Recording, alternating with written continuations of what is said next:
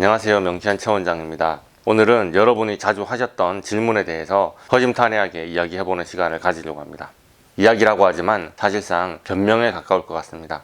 유튜브를 보는 환자분들이 명치환 최원장 처음부터 끝까지 변명이 많네, 다 자기 방어만 가득하네, 이렇게 말씀하시는 거 잘 알고 있습니다. 그렇습니다. 제가 부족한 게 많아서 그렇죠. 제가 할 수 있는 게 많고 이러는 것이 많으면 저는 이렇게 치료 잘합니다. 병원은 이렇게 쾌적합니다. 여러분 우리 병원 와보세요. 다 치료해드리겠습니다. 이렇게 막 광고하고 그러겠는데요. 제가 부족한 점이 많고 못하는 게 많다는 걸 누구보다 저 자신이 잘 알고 있는데, 여러분은 기대를 많이 하고 계시고 여러분의 눈높이에 제가 맞출 수가 없으니 변명할 수밖에 없는 거죠. 그래서 지금 현재 제가 최선을 다하면 할 수 있을 만한 것과 아직은 못하는 것에 대해서 오늘 영상에서 대놓고 변명을 좀 해볼까 합니다. 유튜브 채널을 만들고서 여러분의 댓글 질문에 답변하는 영상도 찍어봐야지 생각했는데 솔직히 초반에는 좀 당황했었습니다.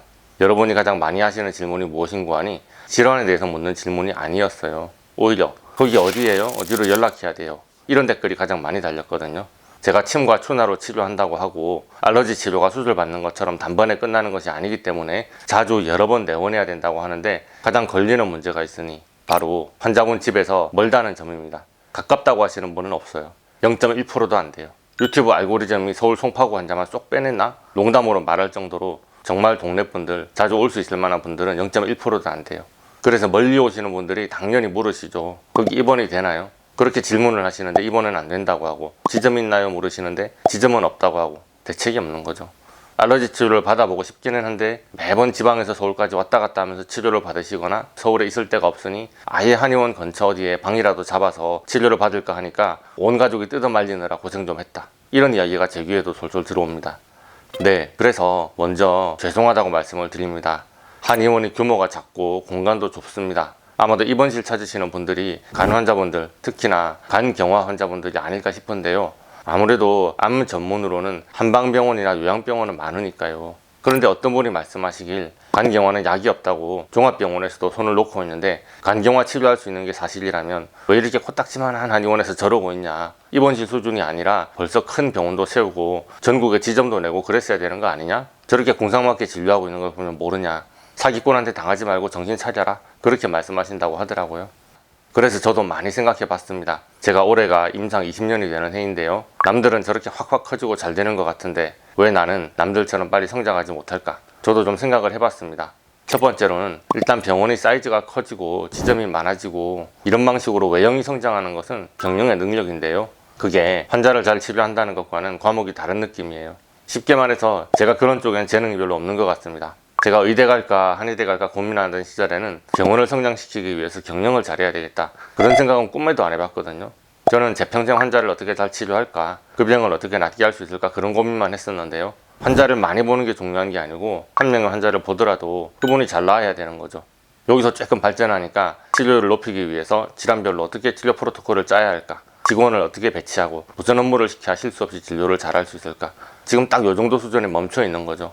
그리고 의학서적을 보면 모를까 경영서적은 본 적이 없어요. 그래서 공부를 안 하니 못하는 거고 안 배워서 못하는 거죠. 이제 와서 경영을 잘하는 게 중요한 거구나, 환자 치료를 잘하기 위해서도 경영을 잘해야겠구나, 이제 와서 뭔가를 깨달았다고 하더라도 깨닫자마자 뭔가가 하늘에서 뚝 떨어지는 것이 아니라 하나하나 제 손으로 만들어내야 하는 것이고, 그렇게 하나하나 계단을 밟아 올라가며 성장하는 데도 단계가 필요한 거죠.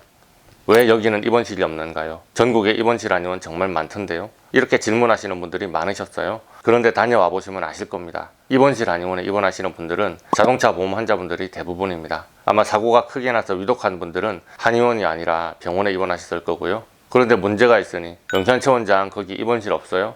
이렇게 묻는 환자분들, 최소한 간경화, 간암 환자분들 혹은 정신병원에 입원하기 직전에 정체불명 질환으로 고생하시는 난치성 질환 환자분들일 겁니다. 이분들을 입원시켜 놓으면 어떤 일이 벌어지겠습니까?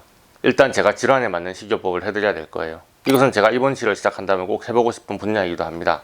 각 환자분들 알러지 치료에 맞춰서 그것에 맞는 식단을 제공하는 것이죠. 곡물죽, 곡물밥, 그리고 나물 반찬과 국을 저염식으로 맞추고 수시로 드셔야 되는 거니까 차라리 뷔페식으로 24시간 제공되도록 하고 싶다, 제 꿈이지만 한번 해보고 싶습니다.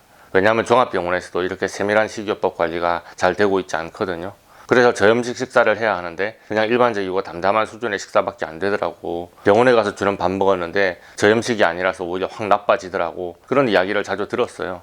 그리고 입원을 하시면 아침 저녁 회진을 통하여 하루 2회 치료를 기본 세팅으로 해놓을 수 있지 않겠냐. 제가 의사가 아니라서 의학적인 치료를 하지는 못해도 복소천자나 양방 처방이 필요하다면 외부 병원으로 외출하거나 그러면 되지 않겠냐. 한의원에서 차량을 운행해도 되겠고 여러분의 거동과 활동을 도울 직원을 두면 되는 문제가 아닐까 혼자 생각을 많이 해봤습니다. 그런데 문제가 있어요. 야간에 응급 상황이 발생할 경우가 가장 문제라고 생각합니다. 요양병원이든 한방병원이든 병원급은 당직 의사가 있지만 의원급은 의사가 당직을 서지는 않습니다. 그 말이 무슨 말이냐. 한방병원은 의사를 고용할 수 있지만 한의원은 의사를 고용할 수 없습니다. 중증질환 환자분의 응급처치를 하는 데 있어서 의료법상으로 한의사는 제약이 많습니다. 한의원에서는 입원실을 운영해도 의학적인 처치는 불가능하다 그 말이죠. 만약에 제가 운영하는 한의원에서 입원을 하셔도 문제가 생길 경우에는 응급실로 가셔야 합니다. 그렇다면 제가 운영하는 입원실이 모텔과 다른 게 뭘까 생각이 깊어지더라고요. 그래서 세상에 입원실 한의원이 많던데 명찬 최원장은 왜 입원실도 안 하고 저러고 있냐? 이렇게 말할 수 있는 부분이 아니라고 변명하는 변명을 해봅니다. 그냥 저도 남들처럼 쉽게 살고 싶은 마음이 드는데 제가 하고 싶다고 할 수 있는 것이 아니고 저도 한방병원까지 커질 때까지 당장 해낼 수는 없는 부분이기도 합니다.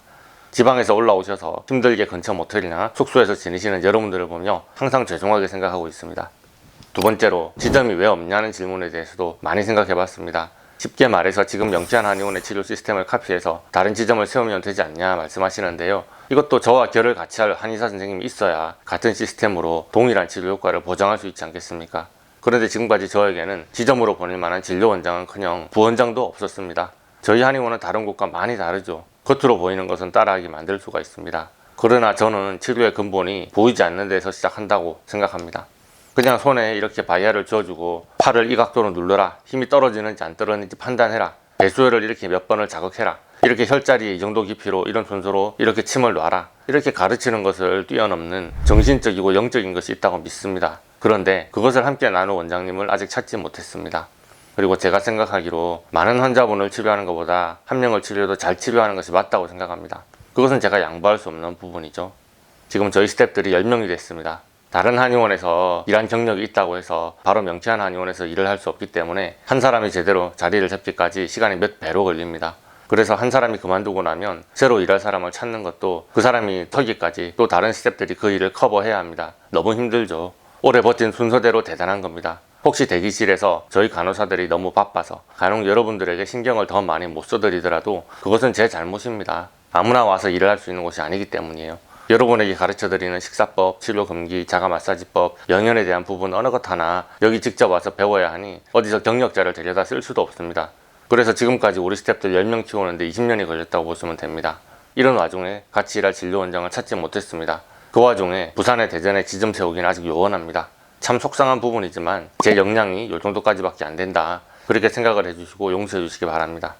저도 환자분들이 몰리는 시간마다 자리가 없어서 대기실에 서 있거나 구석에 보조의자에 있으시거나 심지어 복도에 나가서 계시고 위중한 환자분들만 앉혀두고 몸이 괜찮은 보호자들이 다 서 있고 저희 한의원 스태프들하고 어깨를 맞대고 서 있는 상황을 보면서 너무 죄송스럽습니다.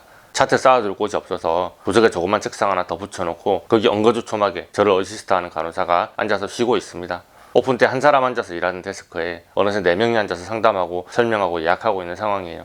너무 죄송합니다. 그래서 이 사태에 대해서 뭔가 대책을 세워보겠습니다.